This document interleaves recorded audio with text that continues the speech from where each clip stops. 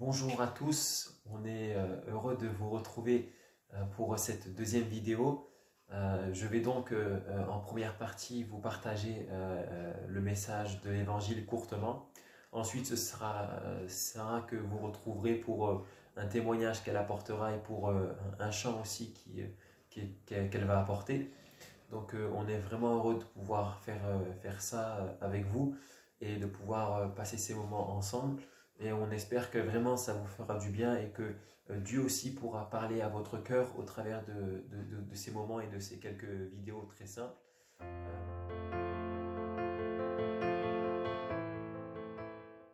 je vous invite, si vous avez une Bible chez vous, à la prendre et à regarder avec moi les textes que je vais lire et les textes sur lesquels je vais m'appuyer pour pouvoir vous parler, puisque il faut vraiment garder à l'esprit le fait que toute parole que je vais apporter sera vraiment basée sur la Bible.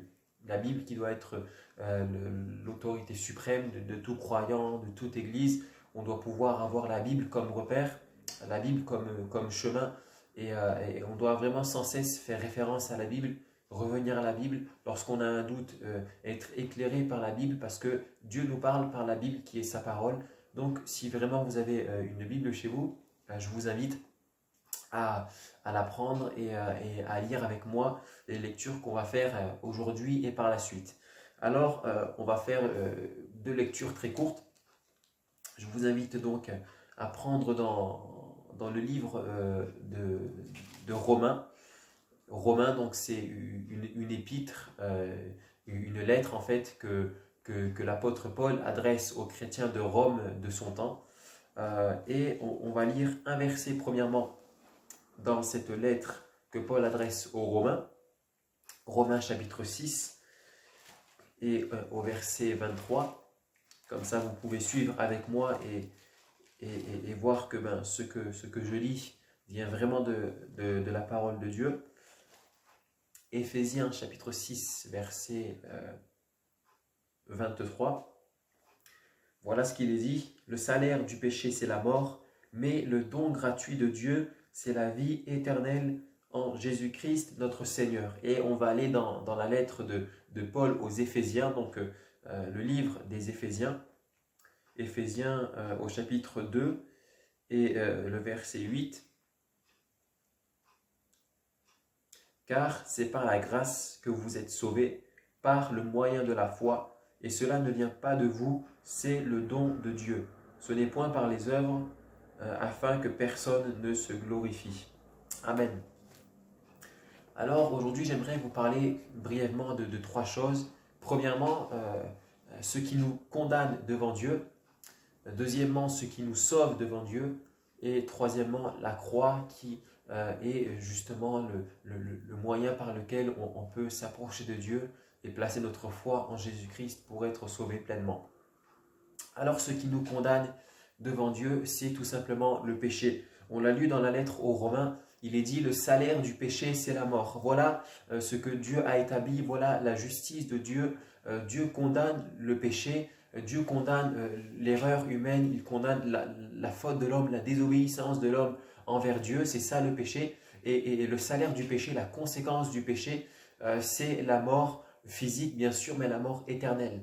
La Bible nous parle de cette condamnation éternelle, de cette ruine éternelle, des flammes vraiment de l'enfer qui sera la condamnation du pécheur. Et c'est là le salaire du péché, c'est la mort. Donc il y a vraiment cette justice de Dieu qui veut que celui qui pêche, il meurt physiquement, mais il meurt aussi spirituellement et éternellement. C'est là le salaire du péché.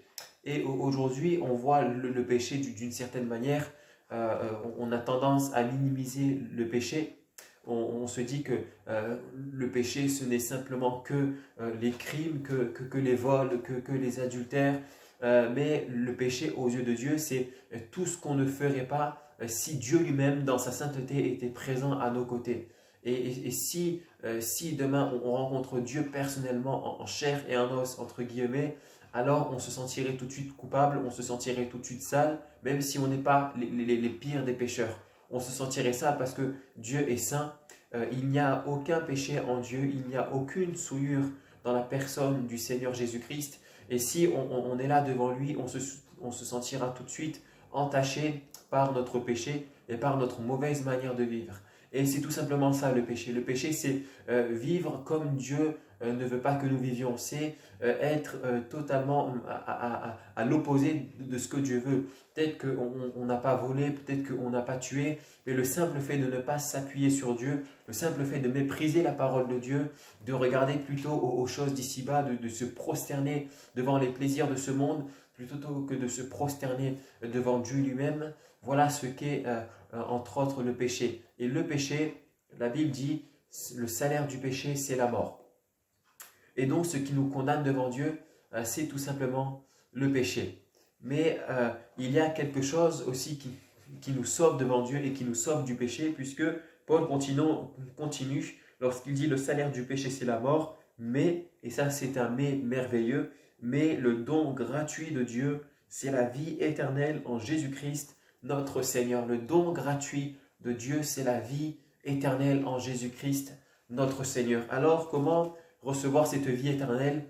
Comment nous qui sommes pécheurs, comment pouvons-nous être délivrés de la condamnation éternelle du péché, de la mort éternelle qui est la conséquence du péché? Comment être sauvés du péché et de la mort? Et comment recevoir cette vie éternelle dont l'apôtre Paul nous parle? Eh bien, je l'ai lu tout à l'heure, Paul a dit dans la lettre aux Éphésiens, c'est par la grâce que vous êtes sauvés, par le moyen de la foi. Ces quelques versets ici dans Romains et dans Éphésiens nous montrent un principe très simple. C'est que le salut ne pourra jamais venir de l'être humain. L'homme ne pourra jamais se sauver par lui-même. Si l'homme est sauvé, ça sera uniquement parce que Dieu lui-même l'aura sauvé. C'est parce que Dieu lui-même aura secouru l'homme de son péché, de sa souffrance et de sa misère. Et on le voit clairement, Paul ici dit, c'est par la grâce que vous êtes sauvés par le moyen de la foi. La grâce, c'est un cadeau immérité. La grâce, c'est lorsque Dieu nous répond à notre prière. La grâce, c'est lorsque Dieu sauve notre âme de la mort alors qu'on ne lui plaît pas, alors qu'on a fait tellement de choses même contre lui, alors qu'on a vécu constamment loin de lui, on vient vers lui reconnaissant notre péché et Dieu ne regarde pas à notre vie passée, mais Dieu regarde à l'instant même, à notre cœur qui se repent, à notre prière qui monte vers lui. Et là, Dieu nous fait grâce. Il nous fait vraiment grâce parce que le salut, on ne pourra jamais le mériter. Vous allez pouvoir faire tous les efforts que vous voudriez. Vous allez pouvoir faire tous les pèlerinages qui vous passera par la tête. Mais ce n'est pas les pèlerinages qui vous sauveront. Ce n'est pas les nombreuses prières qui vous sauveront. Ce qui vous sauvera, c'est la grâce de Dieu tout simplement. Dieu va vous faire ce cadeau immérité. Cela ne sert à rien de chercher à mériter le ciel, de chercher à mériter une place dans le ciel. Vous ne la mériterez jamais. Mais ce qu'il y a, c'est que Dieu nous aime et dans son amour, il veut nous donner une place. Et la place dans le ciel ne se mérite pas, mais c'est Dieu qui la donne gratuitement. Il donne la vie éternelle. Et si vous ne l'avez pas reçue, vous pouvez recevoir la vie éternelle en prenant conscience que c'est une grâce de Dieu et qu'on l'obtient par la foi, seulement par la foi, seulement en croyant. La foi, c'est croire ce que Dieu dit. La foi, c'est croire ce que Dieu fait et ce que Dieu promet. Croyez que Dieu a une place dans le ciel pour vous. Si vous demandez pardon à Dieu pour vos péchés, croyez que Dieu vous a pardonné de vos péchés. Et alors seulement par la foi en Jésus, vous recevrez la vie éternelle. Et souvent, plusieurs se posent la question, en tout cas font cette remarque-là, mais c'est trop facile de seulement mettre sa foi en Dieu et en Jésus pour avoir la vie éternelle.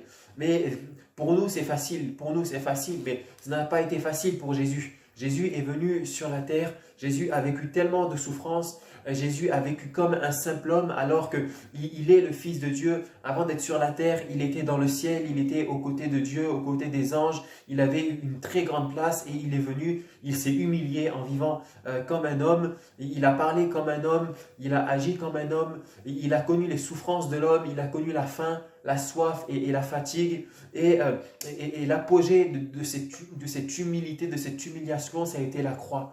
Jésus est mort sur la croix. Jésus a pris nos péchés sur la croix. Jésus a été crucifié. Et à l'époque, la crucifixion, et même je pense encore aujourd'hui, la mort par la croix, c'était la mort la plus humiliante. C'était la mort aussi la plus terrible en termes de souffrance.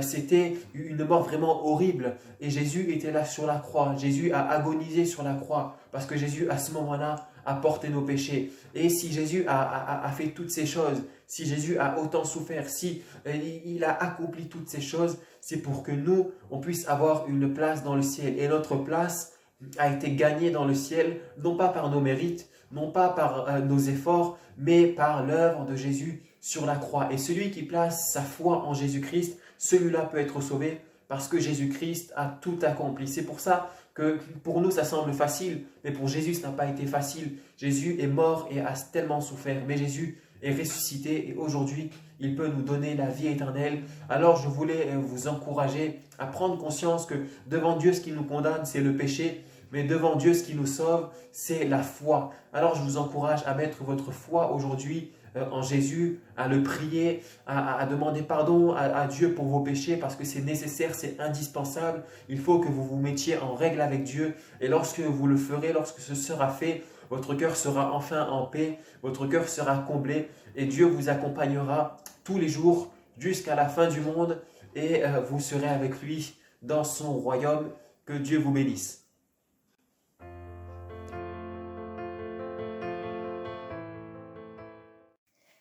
Et bonjour tout le monde, donc c'est mon tour de m'exprimer après ce que Samuel a pu vous partager sur Jésus, sur la croix. Mon rôle dans ces vidéos va être de partager simplement en fait ce que j'ai vécu dans ma vie chrétienne. Et il faut savoir que j'ai pas toujours été chrétienne. Je suis née effectivement dans une famille qui connaissait Jésus, où on enseignait la Bible, les personnages bibliques. Et pour vous expliquer un petit peu courtement les choses, parce que sinon je pourrais passer du temps à tout vous expliquer. Donc voilà, donc je suis née dans une famille où on enseignait la Bible, j'allais à l'église tous les dimanches, ce que j'avais parfois honte de dire à mes amis. Et moi la croix ça a été très simple en fait. Et c'est pour ça que je vous le partage, parce que pour vous montrer en fait que tout le monde peut le vivre et que ce n'est pas pour certaines personnes, ce n'est pas pour des personnes bizarres, parce que je pense que vous me connaissez, je ne suis pas quelqu'un de bizarre ou de farfelu, au contraire, je suis une jeune fille, enfin une jeune femme maintenant, assez avec la tête sur les épaules, je ne crois pas n'importe quoi, je ne crois pas n'importe qui. Et Jésus, en fait, si vous voulez, c'est un homme qui a vécu il y a 2000 ans, je pense que Samuel a dû vous l'expliquer, mais il est mort sur la croix et il est ressuscité 3 jours après. Et de ce que la Bible dit, et moi je crois de ce que la Bible dit, c'est que Jésus est ressuscité et que maintenant il vit encore. Et qu'il peut se révéler à nous, non pas de façon physique, mais dans notre cœur en fait. Et moi ça s'est passé quand j'étais toute jeune. Jésus s'est révélé à moi sous forme d'une croix, en fait, de la croix. J'avais, si vous voulez, j'avais entre 8 et 10 ans. Je me souviens plus exactement quel âge j'avais. Et j'étais à l'église, dans une réunion, c'était un après-midi, j'étais avec mes parents. J'aimais beaucoup participer à la réunion. Donc j'étais à la réunion tranquillement, j'aimais beaucoup les chants. Et lors d'un chant, j'ai entendu des paroles en fait qui m'ont vraiment bouleversée. Et à ce moment-là, j'avais pourtant que 8 ou 10 ans, hein, j'étais toute jeune, je comprenais pas tout. Mais ce que je sais au fond de moi, c'est que ce jour-là, j'ai senti la présence de Dieu comme je ne l'avais jamais senti auparavant. J'ai senti comme un amour énorme pour moi en fait. Un amour plus grand que ce que mes parents pouvaient m'offrir. Un amour plus grand que ce que mes copines d'école pouvaient m'offrir. Un amour plus grand que ce que mes grands-parents pouvaient m'offrir. Et la croix s'est dressée devant moi. Et en fait, c'est Jésus qui m'a parlé dans mon cœur en me disant « Je suis mort pour toi sur la croix ». Au travers d'un chant, hein, ça n'a pas été un ange qui s'est placé devant mes yeux. Hein. C'est au travers d'un chant, les paroles ont été très fortes et je vais vous interpréter ce chant juste après. Ces paroles parlent de la croix, parlent de nos péchés qui sont pardonnés à la croix. Et je sais, et j'ai su ce jour-là en fait, que malgré mon jeune âge, malgré du coup le peu de péché peut-être que j'avais pu faire, Jésus il était mort sur la croix pour ça. Et Jésus il était mort sur la croix pour moi en fait.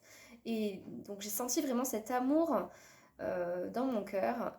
Et à ce moment-là, ça a changé ma vie. Ça a changé ma vie parce que même si j'avais pas donné mon cœur encore au Seigneur, j'étais pas encore, ça je pense qu'on l'expliquera plus tard, j'étais pas née de nouveau. C'est vraiment une parole forte pour dire qu'on change complètement de vie.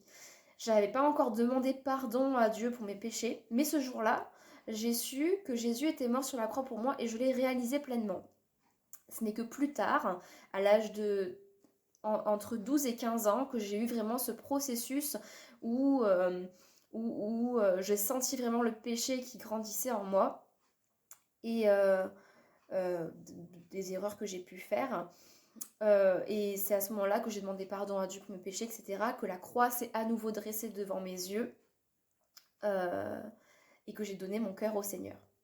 Mais la première fois, ça n'a pas été forcément un moment de conversion. Ça a été vraiment juste la présence de Dieu qui s'est placée sur mon cœur, dans mon petit cœur d'enfant, pour me montrer qu'il m'aimait. Et ça a été vraiment un départ vers ma conversion qui s'est fait à l'âge de 14 ans. Où j'ai vraiment totalement laissé ma vie à Dieu. J'ai changé totalement de façon de vivre, de parler, de penser. Je pense que beaucoup de mes anciens camarades de classe ont pu voir l'évolution, je l'espère en tout cas.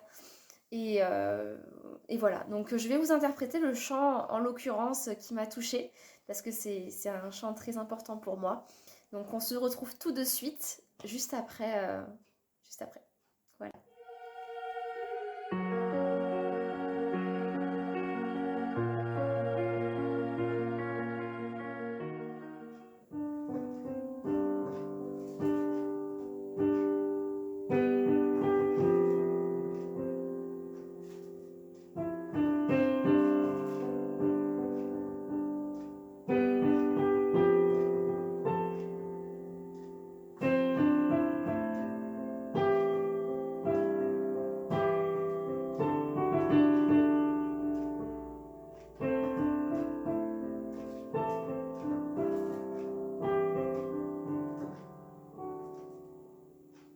Dieu, quel amour pour moi, quelle patience, tu as conduit vers toi mon ignorance.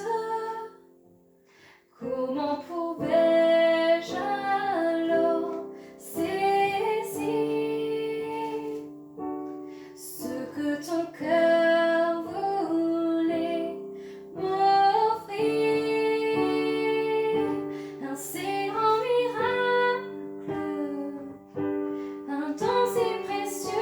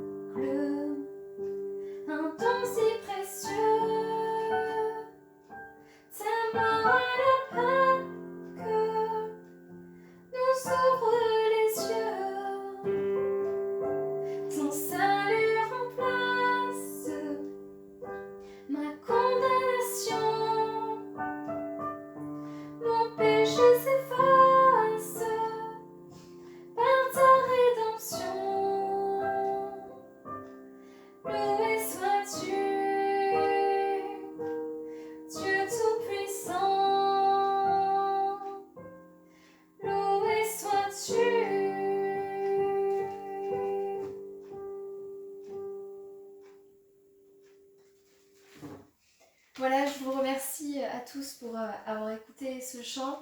J'espère qu'il a pu travailler vos cœurs. Et si vous êtes intéressé pour écouter ce chant dans son originalité, le lien sera juste en dessous sur la page et vous pourrez avoir accès à ce lien. Donc je vous dis vraiment que Dieu vous bénisse avec Samuel, on vous embrasse et on vous dit une bonne fin de semaine et à la semaine prochaine. Ciao ciao.